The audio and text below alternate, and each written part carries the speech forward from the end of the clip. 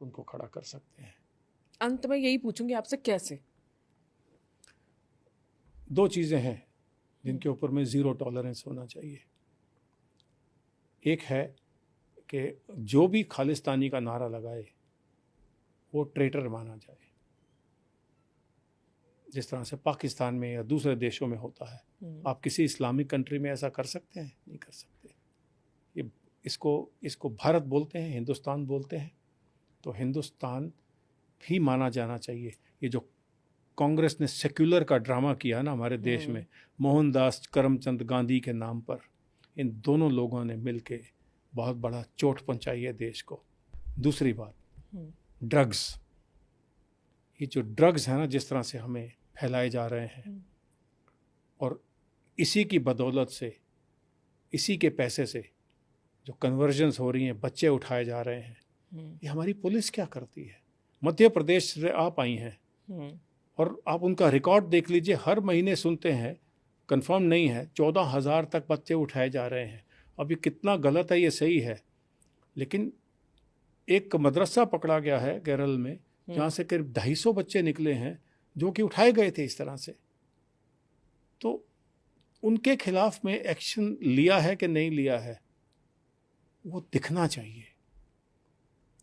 अगर आप ये दो चीज़ों को, फंडिंग एंड स्ट्रिक्ट एक्शन, अगर लेते दिखें, फिर चाहे वो नेता हो या ना हो, भगवंत मान ही चीफ मिनिस्टर है तो उनके लिए अलग कानून नहीं होना चाहिए, तब ये पंजाब बन जाएगा। बिल्कुल ठीक कह रहे हैं आप। वो बॉर्डर वाघा बॉर्डर नहीं है जी, वो अटारी बॉर्डर है।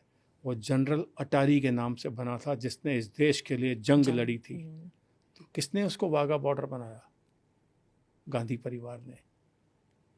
ये जो प्रधानमंत्री जी ने जाने से पहले एक देश को बहुत बड़ी गिफ्ट दी है, पार्लियामेंट में से उन गोरों के फोटो निकाल के परमवीर चक्रों के लगा, ओके, उसमें एक बाना सिंह जी भी हैं, कैप्टन बाना सिंह, जो जीवित हैं आज भी।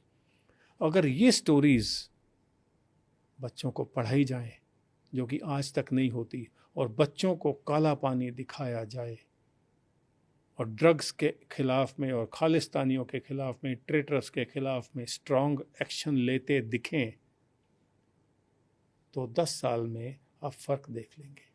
बिल्कुल। हरित क्रांति के बाद पंजाब जिस तरह से फला फूला था, उसके बाद आतंकवाद, अब ड्रग्स, खालिस्तानियों का एक जाल, और अब कन्वर्जन का नेटवर्क, इन सब ने पंजाब को बहुत गहरी चोट पहुंचाई। और जब अभी जैसा कि सिक्का जी ने कहा कि अपनी पीढ़ी को अगर आप अपने इतिहास से अवगत नहीं कराएंगे, उन्हें उस पर गौरव कराने के कहानियां नहीं सुनाएंगे, उन्हें बताएंगे नहीं कि किस तरह से सिख धर्म, हिंदू धर्म एक ही रहे हैं, और किस शहादत के बाद जिन इस्लामिक मुगलों के सामने या जिहादियों के सामने सिखों ने, उनके गुरुओं ने, साहबजादों ने झुकने से मना कर दिया था, आज अगर आप उन्हीं के ट्रैप में फंसकर खालिस्तानियों के चंगुल में आएंगे, ड्रग्स के नशे में आप जूझते रहेंगे, तो पीढ़ियों को नष्ट होने से कोई नहीं बचा पाएगा। और सबसे बड़ी बात जो उन्होंने की, पॉलिटिकल विल होनी चाहिए, इच्छा शक्ति होनी चाहिए।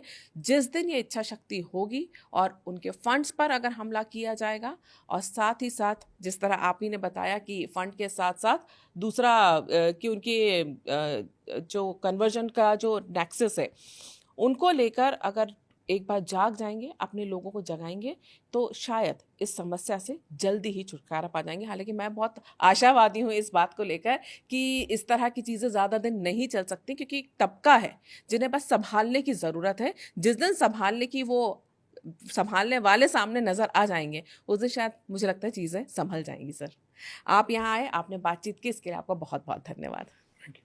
अगर आपको चर्चा पसंद आई है तो इसे लाइक करें, शेयर करें, और हमारे इस चैनल को सब्सक्राइब ज़रूर करें। नमस्कार।